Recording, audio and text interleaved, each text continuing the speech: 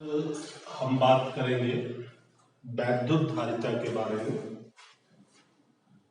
वैद्युत धारिता होती क्या है, इसको समझने के लिए सबसे पहले आपको समझना होगा धारिता क्या होती है।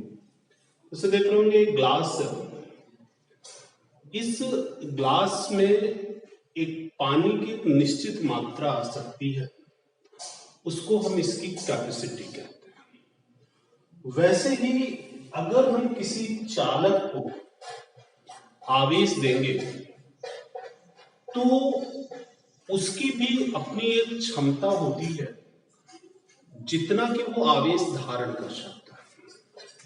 अन्यथा की स्थिति में उसका आवेश वातावरण में क्षयित होने लगता है, बाहर की तरफ जाने लगता है।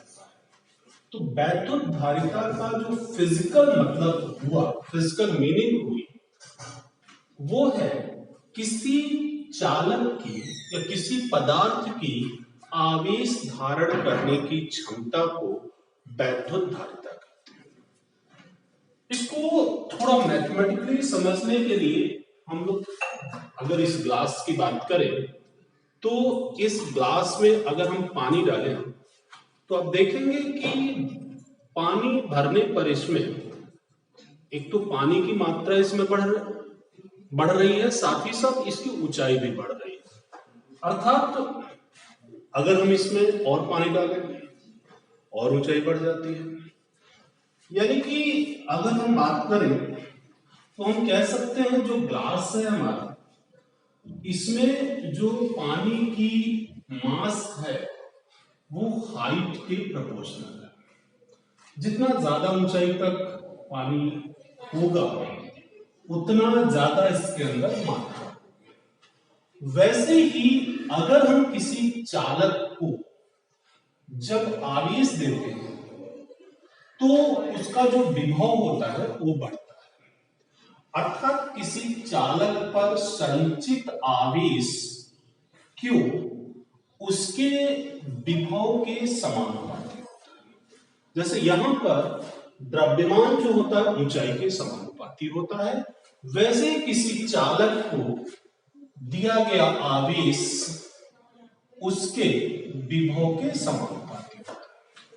अब अगर हम इस प्रोपोर्शनल साइन को हटा दें तो एक कांस्टेंट लाएंगे और उस कांस्टेंट को c से डिनोट करते हैं और c बराबर हो जाता है Q अपॉन V।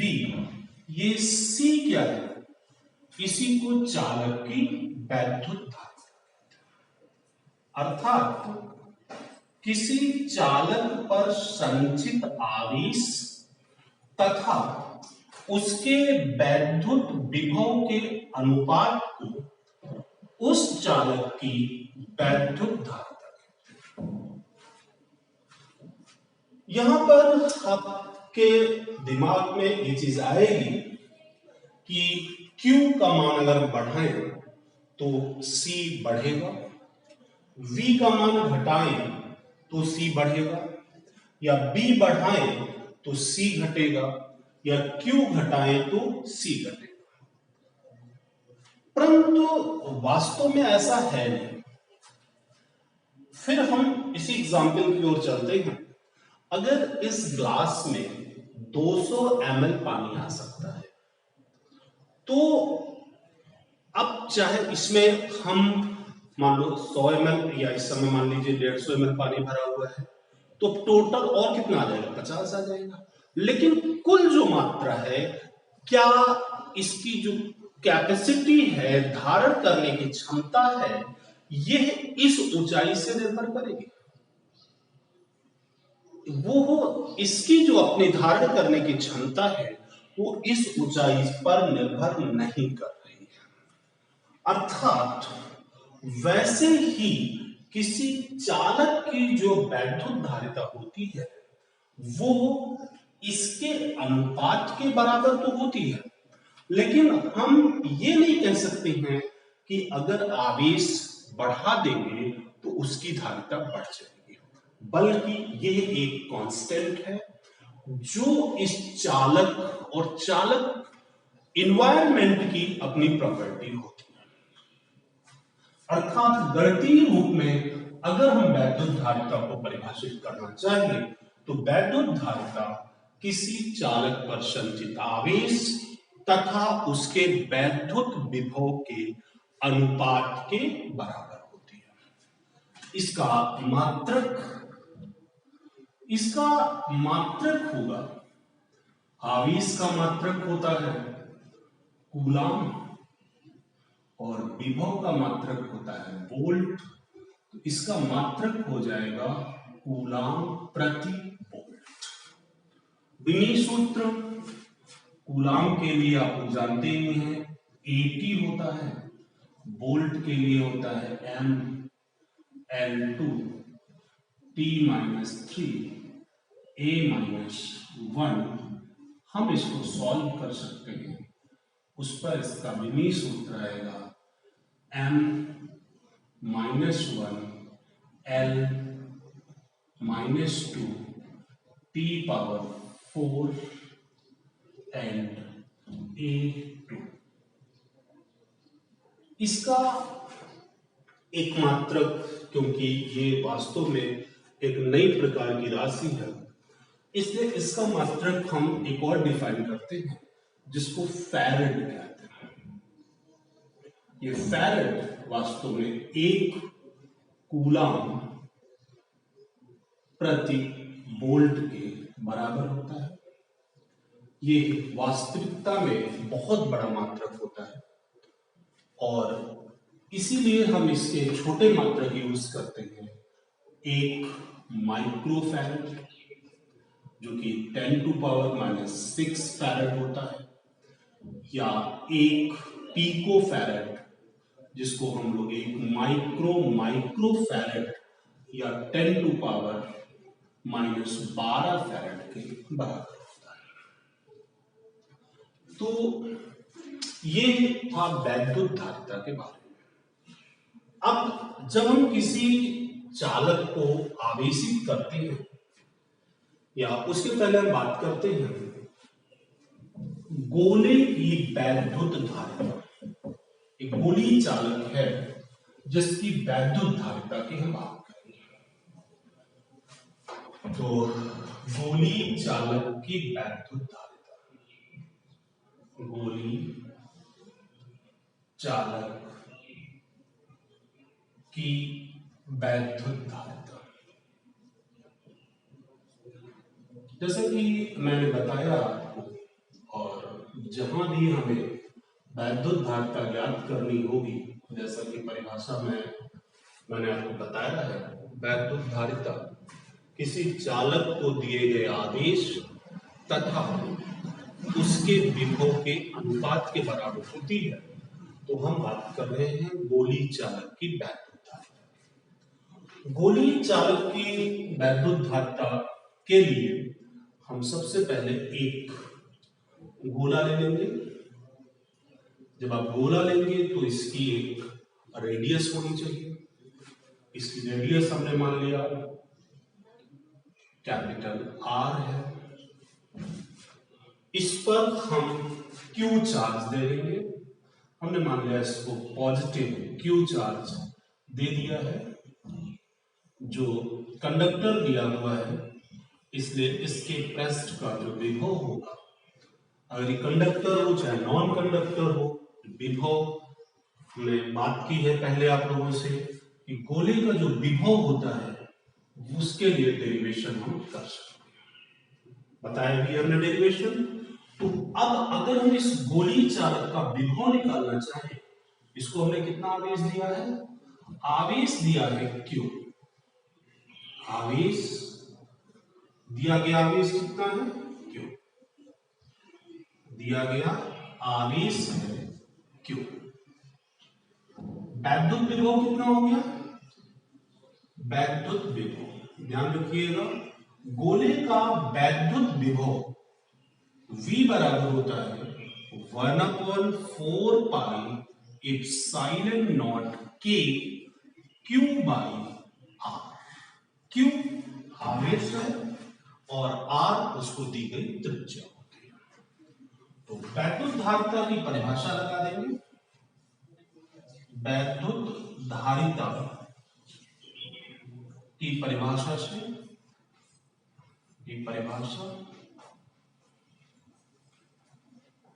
C बराबर Q बटा V में V का मान रखने पर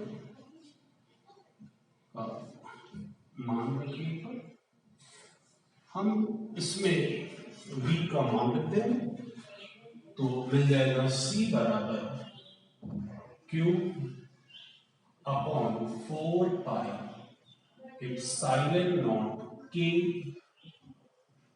1 और Q बाई R, Q से Q कैंसिल हो जाएगा, 4 pi epsilon not K into R। यदि माध्यम वायु हो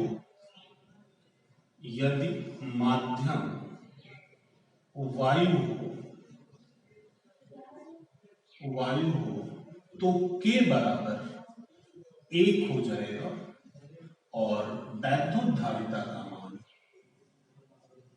धारिता C नॉट इक्वल हो जाएगी 4 पाई एप्सिलॉन नॉट R। तो ये गोलीय चालक की वैद्युत धारिता की बात हो गई।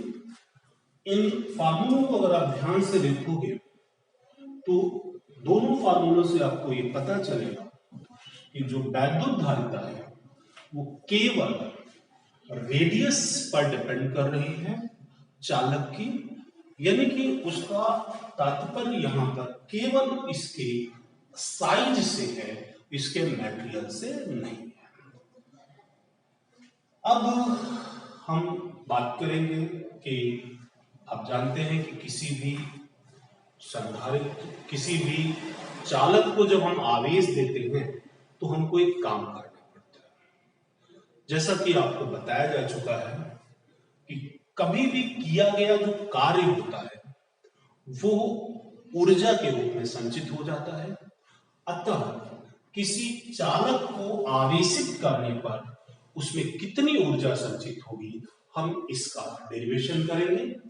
तो गोलीय चालक या आवेशित चालक की वैद्युत स्थितिज ऊर्जा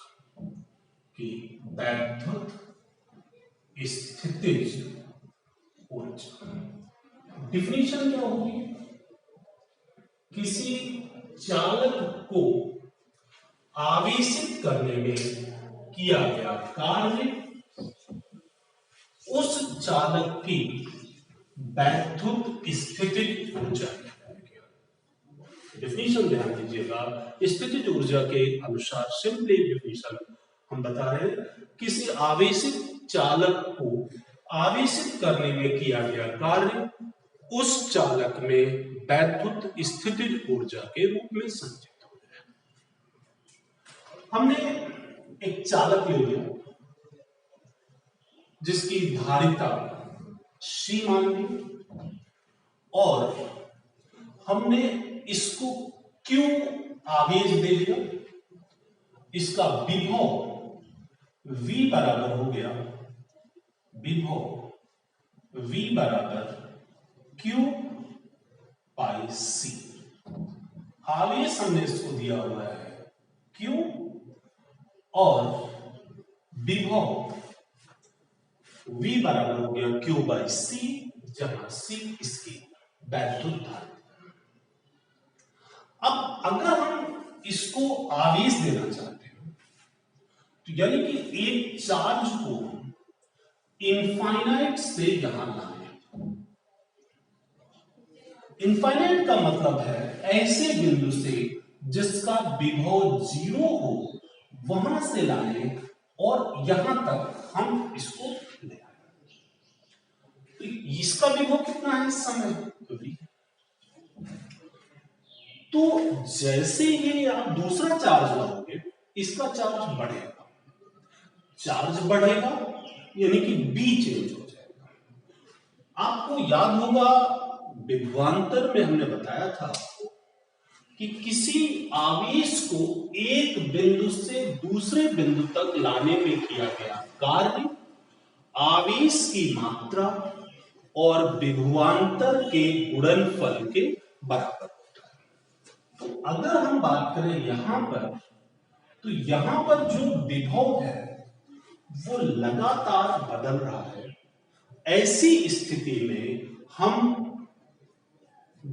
पूरे आवेश को लाने में कार्य नहीं कैलकुलेट कर सकते। इसके लिए हम क्या करेंगे, किसी क्षण विभव हमने मान लिया v है, किसी क्षण पर विभव v, हम एक सूक्ष्म आवेश ला रहे हैं, सूक्ष्म आवेश dq लाने में कार्य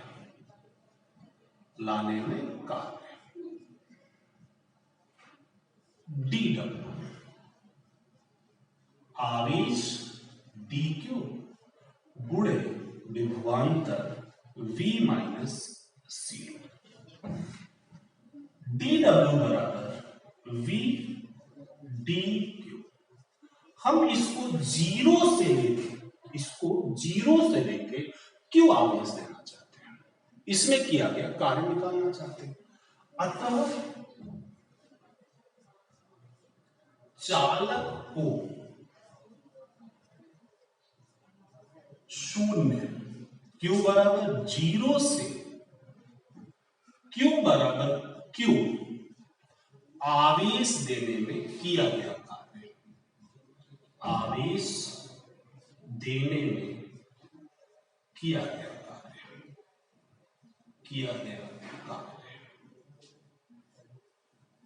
W बराबर हो जाएगा समाकलन dw कहां से लेके q बराबर जीरो से लेके q बराबर q तक। dw का मान है q बराबर जीरो, q बराबर q एंड v dq। यहां ध्यान दीजिएगा b कांस्टेंट नहीं है, इसलिए b को बाहर नहीं निकाल सकते। v का मान आप रख दीजिए समीकरण 1 से, 1 का मान रख दीजिए, 1 का मान रखने पर आपको मिल जाएगा w बराबर इंटीग्रेशन q बराबर जीरो, q बराबर q by c dq। c constant है, हम इसको बाहर ले लेंगे, क्या मिल जाएगा 1 बाई c, q बराबर जीरो, q बराबर q d, q की घात 1 है, इसका समाकलन हो जाएगा q square by 2, upper limit q बराबर q है और लोअर लिमिट q बराबर c। यहां पे मान रख देंगे 1 by c, q square by 2c minus q square by 2 minus 0 square by 2 means मिल जाएगा q स्क्वायर बाई 2c। स्थितिक ऊर्जा की हम परिभाषा लगा देंगे तो मिल जाएगा u बराबर w और इसका फॉर्मूला हो जाएगा q square by 2c। q की जगह हम चाहें तो क्या रख सकते हैं c, q स्क्वायर है इसलिए क्या हो जाएगा c square v square by 2c, एक c से कट जाएगा तो ये क्या मिल जाएगा cv स्क्वायर बाई 2। तो एक मिल गया formula q square by 2c, q की जगह हमने रख दिया यहां से क्रॉस मल्टीप्लाई करके cv, क्या मिल गया c square by v square, c into v square by 2। और अगर हम चाहें तो c को भी हटा दें तो c की जगह रख सकते हैं q बाई 2 v स्क्वायर, एक b से b कट जाएगा, मिल जाएगा हाफ q v तो ये आपके 3 फॉर्मूले हो जाएंगे स्थितिज ऊर्जा कैलकुलेट करने के। तो किसी आवेशित चालक की वैद्युत स्थितिज ऊर्जा का ये फॉर्मूला। अब थोड़ा सा हम बात करेंगे, आप लोग एक सवाल लगाते रहे हैं कि दो चालकों को अगर संपर्कित कराते हैं तो क्या होगा। जैसा कि दो चालकों को संपर्कित कराने पर, दो आवेशित चालकों को संपर्कित कराने पर, चालकों को संपर्कित कराने पर, संपर्कित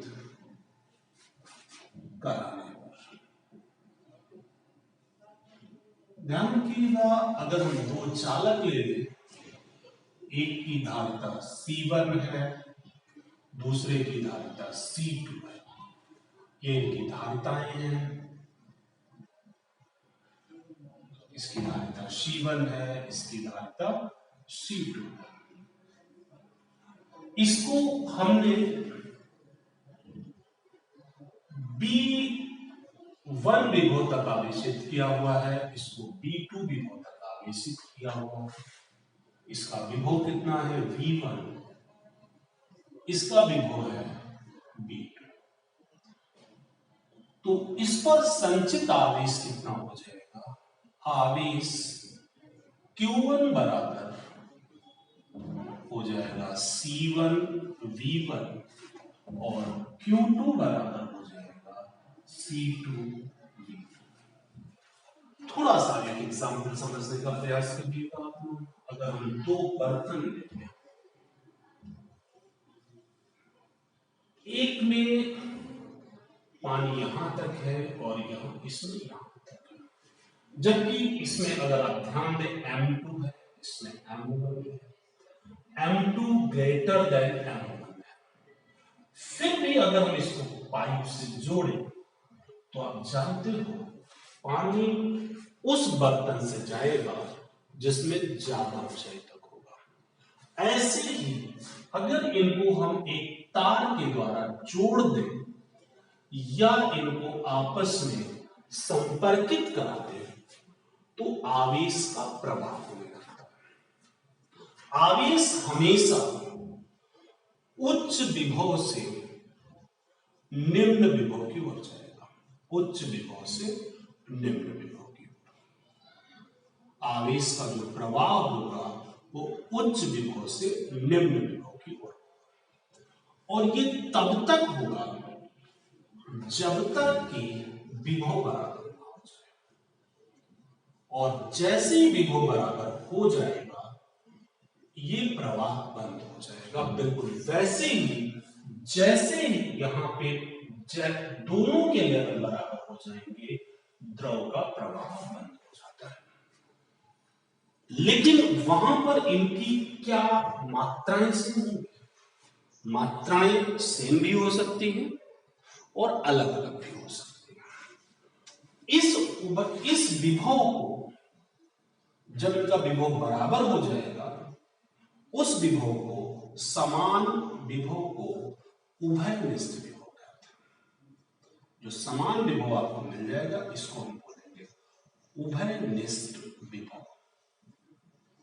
और इस उभयनिष्ठ विभव का जो मान होगा ये होगा कुल आवेश बटे कुल धारिता, कुल आवेश बटे कुल धारिता। तो कुल आवेश आपका कितना हो गया, Q1 प्लस Q2, धारिता कितनी हो जाएगी C1 plus C2।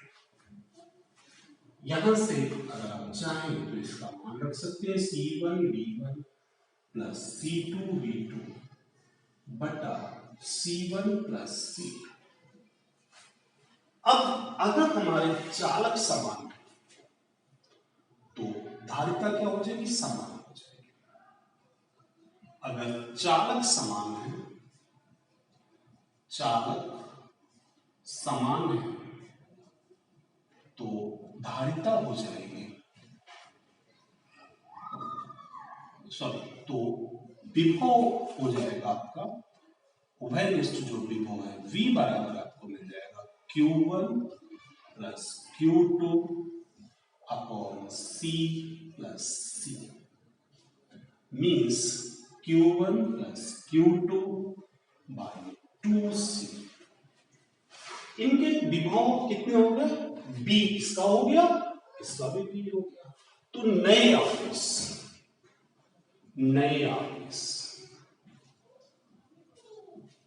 Q1 dash बराबर C1V, और अगर इस कंडीशंस पे हम बात कर रहे हैं, चार्ज समान है, क्या मिल जाएगा?